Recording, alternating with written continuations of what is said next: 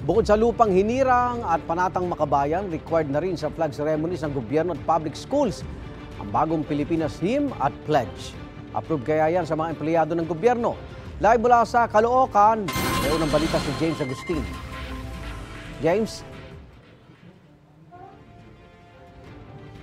Good morning. Aprobado naman dun sa mga nakausap ko na empleyado ng City Hall yung pinatupad ng Malacanang. Dito po yan sa Caloocan tayo may mga nakausap na mga empleyado kaugnay doon sa maging bahagi ng flag raising ceremony yung bagong Pilipinas Hymn at bagong Pilipinas Pledge.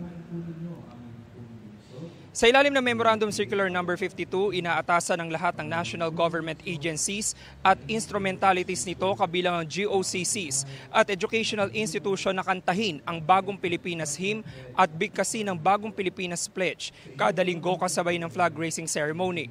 Pati local government units o LGU hinihikayat na gawin din ito.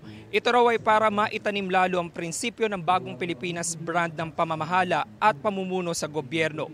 Hindi na raw ito kailangan pa ayon kay House Deputy Minority Leader and ACT Teachers Party List Representative Franz Castro. Sapat na raw ang lupang hinirang at panatang makabayan.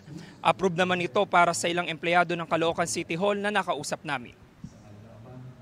Approve naman.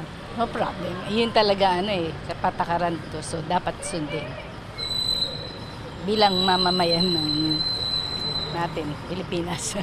Ayos naman, mabuti naman. Kasi dadagdag lang naman, di naman mawawala yung dating Saka yung sinabing pagbabago, edi yun talaga ang di ba?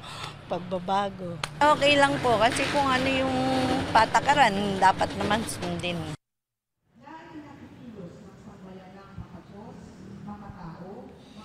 Gan sa mga oras na ito ay ongoing yung flag raising ceremony dito sa Caloocan City Hall at katatapos lamang noong lupang hinirang maging yung panatang makabayan. At nakita natin yung nandoon sa programa nila at bahagi na nito yung pagkanta ng bagong Pilipinas Hymn at pagbigkas doon sa bagong Pilipinas Pledge. Maya-maya lamang po magaganap yan. Yan ang unang balita mula rito sa Caloocan. Ako po si James Agustin para sa GMA Integrated News. Igan, mauna ka sa mga balita. Mag-subscribe sa GMA Integrated News sa YouTube. Sa mga kapuso abroad, subaybayan nyo kami sa GMA Pinoy TV at sa www.gmanews.tv.